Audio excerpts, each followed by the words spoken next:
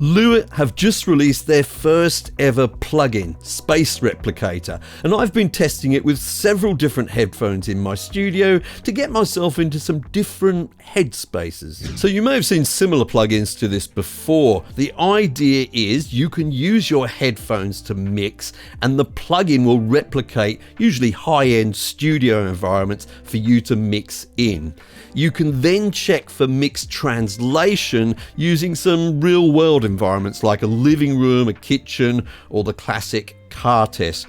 But I kind of feel that Lewitt have taken an extra step with this, which makes all of the difference. More on that later, but first of all, I want to talk about their capturing process. Now, I'm not going to sit here and pretend that I understand the science of the capturing process here, but what I can tell you is that Lewitt suggests that they haven't simply captured the frequency response or the impulse response of these spaces. They've taken into account that sound travels in various directions over time, and that's a particular characteristic or a property of that space. And they've done this in high resolution. But that's just the first step. The next thing is they've got to translate that model of that room into your ears. Now, I own or have owned many different studio headphones, and what I can tell you is they all have very different characters in terms of sound. So it's super important that Lewitt knows which headphones you're using in order to accurately replicate these spaces. And I'm happy to say that on launch, they've got over 600 models to choose from. So especially if you're using one of the more common models, you're very likely to find it on the list. Now, I chose to test this system with 4 very different types of headphones: my Audeze MM500s, my Neumann NDH20s, my Beyerdynamic DT1990 Pros, and my Austrian Audio HIX65s. I did that for a specific reason that we're going to talk about later on. But first of all, there's another part of this equation. So another thing which changes your perception of the sound is, well, the size and shape of your head and the way those headphones sit on your head will give you a personalized experience of the audio. So for Lewitt to accurately replicate the sound of these spaces, they need to know something about the way you personally hear things. So they've added this feature where you get to create your own personalized binaural profile. So you do it on their website. It just takes a few minutes. It's a simple test. And then once that profile is created, when you refresh the plugin, it's available there. Now, I'm not sure that I've seen this in similar software, but it certainly makes a lot of sense. And I'm pretty sure it will increase the accuracy. So now that we've got the headphones selected and you've got your personalized binaural profile, what are the studio spaces that they offer? One of the spaces I really like in this plugin is this Vienna Synchron Stage A. Now, this studio is really famous for things like big Hollywood scores, etc. And I am going to demonstrate it to you in a moment. But before I do, I can't emphasize enough that, of course, this is not going to be an accurate representation of this space for you when you listen in a moment. Why? Well, most of you are not going to be using the same headphones as me, and this has been calibrated for these headphones in this case. And secondly, you haven't got the same head as me, and therefore the binaural profile which is being applied here is not the same as yours will be. So please keep that in mind. It may sound a bit weird or even bad in some cases, but the purpose of me playing these spaces to you or demonstrating these spaces is so you can kind of hear the contrast between them rather than exactly what they will sound like for you. And in the case of this particular one and some others, we also have a choice of monitors to listen to. So we're going to start off by listening to the far field monitors, and then I'll switch over to the midfield monitors later.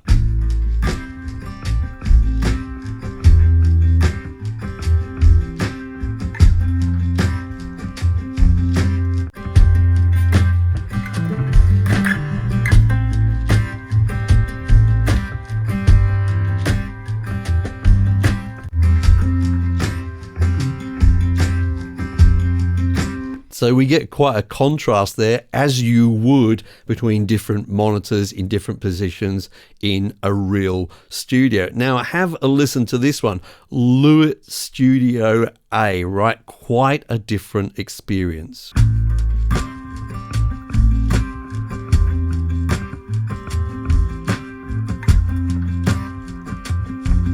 Way less sort of wide, if you like, and a more kind of intimate experience, as is this one. I'm going to go down here to Lewitt Studio B. Have a listen to this.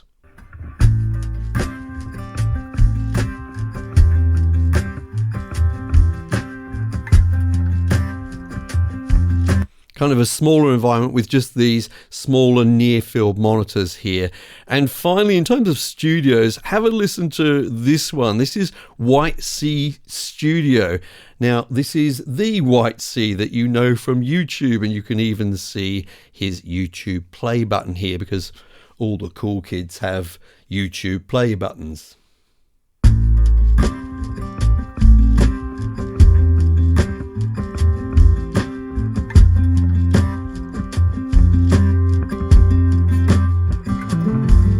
This feels really sort of controlled and tight to me. So as I would suggest with any other studio, what I personally would do is pick one of these that you enjoy and then spend some time with it. Learn it like you would any other studio. That's a very important aspect of this. Make sure you play some reference tracks through it, tracks that you're very, very familiar with, well-produced tracks. And I think like any other studio space, you can learn these ones. Now, apart from studio spaces, we've got some other interesting environments that we can listen in. One thing I would definitely recommend is to check to see how your mix translates to a smartphone speaker. That's kind of a pretty bad scenario, but a lot of people will listen to your music in that way. So it's important to check it. If we go to the living room space here on Space Replicator, we can see we've got 3 choices of smartphone to listen to. I'm going to choose S24 because that seems similar to the model number of my actual smartphone, and it sounds like this.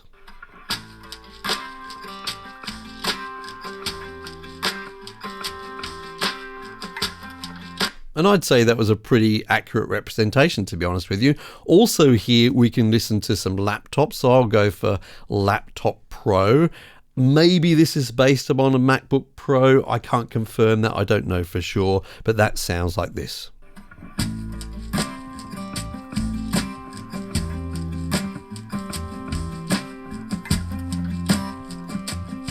That kind of makes sense to me. There's a little bit more low end than there was with the smartphone.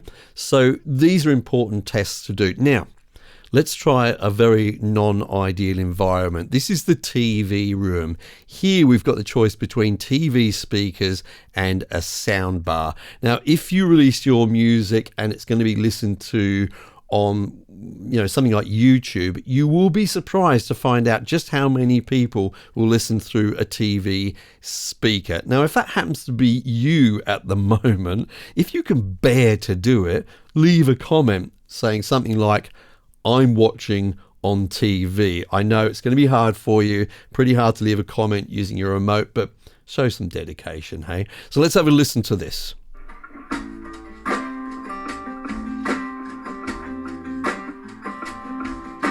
Yep, sounds kind of awful and hollow. Now, the sound bar, awful in a different way, I think.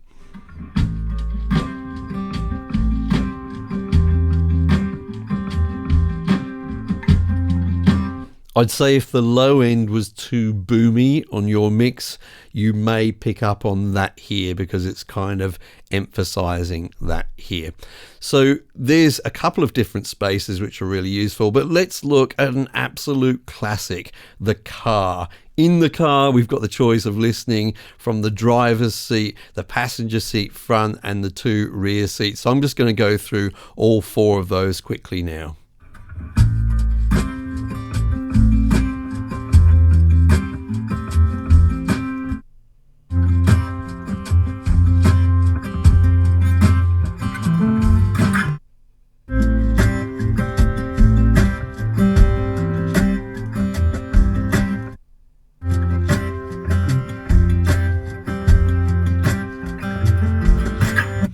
So these are some different physical environments that we may want to listen to our mixes in.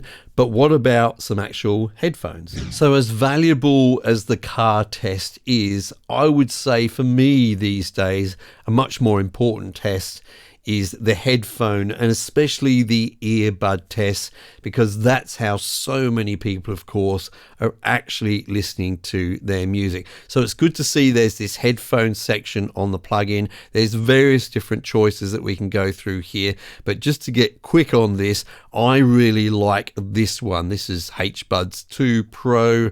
I think I know what it's referring to. These are the actual earbuds that I normally use. So this is what I wanted to test for. Let's have a quick listen to them.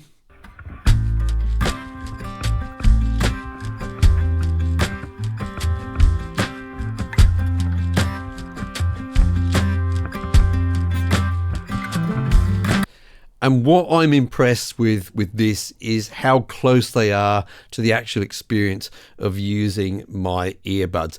Now, they're not quite exactly the same, but it's close enough for me to feel confident that I don't have to bother going getting them, hooking up via Bluetooth to my computer and my DAW, and then making that test. So it's great. It's really convenient to have it here within this plugin and using it on my master bus. So one of the frustrations for me and just about any other YouTuber, except for one, is that it's difficult to tell you how well they have matched these spaces in terms of sound with our headphones, unless we actually experience those actual studios and do kind of a test between them. So I haven't been to any of these studios. So the way I approached this was to look at least for some consistency across various different models of headphones, because when you think about it, if Lewitt are saying, hey, we can replicate these spaces for you if we know which headphones you're using, then we should at least get a somewhat similar experience as we swap between different models. So that's why I chose some very different models from my collection. One of them was a planar magnetic, one of them, or the rest of them were all dynamic. Some were closed back, some were open back, etc. And what I can tell you is, yes, it was a pretty similar experience as I swapped from one set of headphones to another. I'm not going to tell you it was identical, and I don't think that that's necessarily possible, because at the end of the day, these are different headphones with different capabilities, not just in terms of things like frequency response, but also, for example, transient response. But they were impressively close to each other. So I could definitely feel, for example, that if I did a mix on one of these pair of headphones, it's going to sound pretty similar to the others, and that's the sort of consistency I'm looking for. That means as well that if I were to create a mix and you were to listen on the same model of headphones in a different place, we can feel that we will be hearing the same things as each other, which could be pretty useful at times, I think, especially if you're collaborating with people, for example. So I'm pretty impressed from this perspective. I'd love to hear what you think about this technology in the comments down below. Thank you so much for watching today. I'm Mike. I hope you're well, and I'll see you in the next video.